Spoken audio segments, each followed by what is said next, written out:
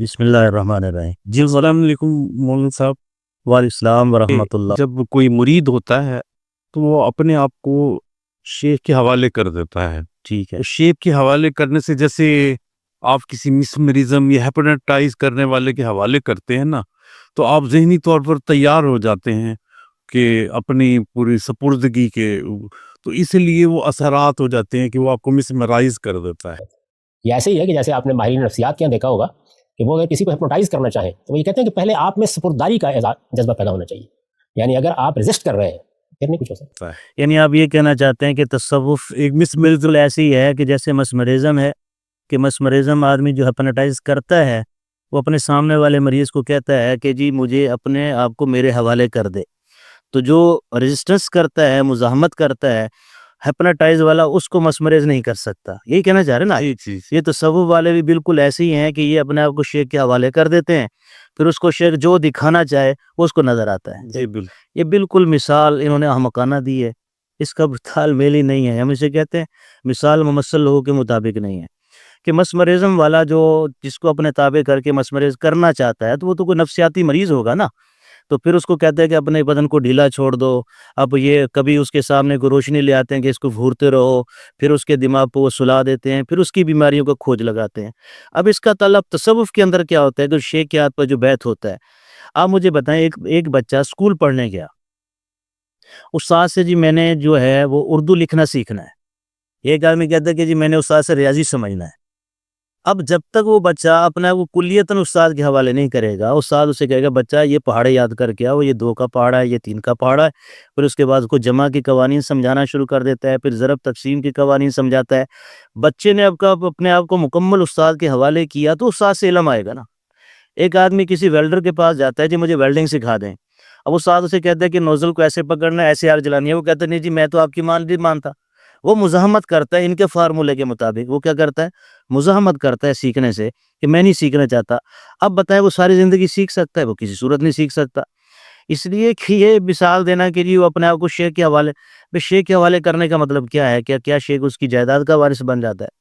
کیا شیخ جو ہے اس سے معلومات لینا شروع کر دیتا ہے؟ شیخ یہ کہتا ہے، اس کو حوالے کرنے کا مطلب یہ ہے کہ اب تم مجھ سے اپنے دل کی اصلاح کروانے آئے ہو، تو جیسے میں کہوں ویسے کرتے جاؤ۔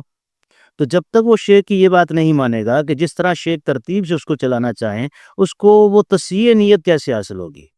سیکھنا تو تزکیہ ہے نا جی۔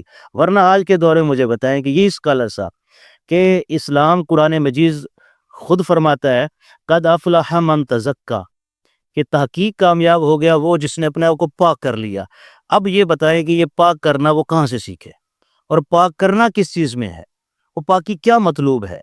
تو وہ تو میں نے آپ کو بڑے بڑے دین کے سے بدلا دی نا، کہ عقائد، اب ظاہر عقائد بھی تو پاک کرنے نا، کہ عقائد صحیح اسلامی عقائد جو اللہ کو مطلوب ہیں، جو اللہ نے قرآن مجید میں ذکر فرمائے ہیں، یا حضور نبی کریم صلی اللہ علیہ وسلم نے ارشاد فرمائے ہیں کہ اللہ تعالیٰ کو ایسے ماننا ہے، اللہ تعالیٰ ایسے ہے، وہ اپنی صفات میں ایسا ہے، یہ عقائد کی تصحیح کتاب اللہ سے حاصل ہوگی، ایسی نا جی۔ لیکن کتاب اللہ مجھے کون پڑھائے گا؟ مجھے تو پڑھنا نہیں آتا۔ بے شمار جو ہے نا، یا دین کا روپ دھار کا ڈاکو بیٹھے ہوئے ہمارے ایمان کے اوپر ڈاکہ ڈال رہے ہیں، ہمارے اعمال کے اوپر ڈاکہ ڈال رہے ہیں، ہمارے عقائد کے اوپر ڈاکہ ڈال رہے ہیں، ان سے ہم بچیں گے کیسے؟ ظاہر ہے اپنے معاشرے کے اندر آپ دیکھیں کہ فلاں آدمی نیک ہے، ماشاءاللہ عالم ہے، فلاں ادارے کا مستند عالم دین ہے، اور اس کی ساری زندگی ہمارے سامنے ہے، تقویٰ طہارت اس کے اندر موجود ہے، تو میں اس کی بات پر کیوں نہ اعتماد کروں گا؟ بجائے اس کے کہ جو ہمارے پاکستان میں نہیں بیٹھا بلکہ کسی اسلامی ملک میں نہیں جاتا، جی اس کا اٹھنے بیٹھنے سے آپ کسی اور دنیا والوں کے ساتھ اس سکالر کو بٹھا دیں، آپ فرق نہیں کر سکتے کہ ان میں سے مسلمان کون ہے، ہندو کون ہے، تو اور انگریز کون ہے۔ تو کم از کم لیکن جس اسکالر کے ہاتھ میں ہاتھ دوں گا، جس شیخ کے ہاتھ میں نے ہاتھ دیا، آپ اس کو دنیا کے لاکھوں انسانوں کے بیچ میں بٹھا دیں، آپ فوراً کہہ دیں گے کہ یہ مسلمان بیٹھا ہے، یہ ہندو بیٹھا ہے، یہ سکھ بیٹھا ہے۔ تو کم از کم ظاہری علامتوں سے تو آپ سمجھیں نا کہ کون دین کا اسکالر ہے، دین کا اسکالر نہیں ہے۔ میری امت کے ساتھ جو ہے نا، حضور نبی کریم صلی اللہ علیہ وسلم کی یہ جو امت ہے، ہمارے پاکستانی بھائی، ہمارے مسلمان بھائی پوری دنیا کے اندر، یہ عجیب ہے کہ ان ڈاکوں کے نرغے میں پھنس گئے ہیں، دین کا نہ خود پتہ ہے جی، اور دوسروں کو بھی گمراہی کیے جا رہے ہیں۔ اللہ تعالیٰ ان سے محفوظ رکھے۔ کسی دیندار کے ہاتھ میں صحیح جو ہے تصوف کی لہر میں چلتا ہو، اس کے ہاتھ میں ہاتھ دیں، وہ انشاءاللہ آپ کو تصوف سکھائے گا، آپ خود محسوس ہو رہا ہے کہ میں اس دین پر عمل کر رہا ہوں جو اللہ کو مطلوب ہے۔ جو مجھے، اب میں پہلے مثال کے طور پر پیسے والا تھا، زکوٰۃ نہیں دیتا تھا، تصوف کی وجہ سے میں زکوٰۃ دینے پر آ گیا۔ میرے پاس پیسے تھے، میرے اوپر حج فرض تھا، میں حج کرنے نہیں جاتا تھا، اللہ نے توفیق دی، پیسے اللہ نے دیے ہوئے تھے، زاد راہ موجود تھا، میں حج کر آیا، میں نماز نہیں پڑھتا تھا، میں نمازیں پڑھنے لگ گیا۔ اب یہ تصوف تو عین دین سکھلا رہا ہے جو اللہ کی طرف سے نازل ہوا، اور آپ اسے کہہ رہے ہیں کہ یہ جنات کے ساتھ جڑ گیا، جنات تو اس کو ایک نماز نہیں پڑھنے دیں گے۔ اللہ کے بدلے غور کرو آپ کیا کہہ رہے ہیں، کافی ہے۔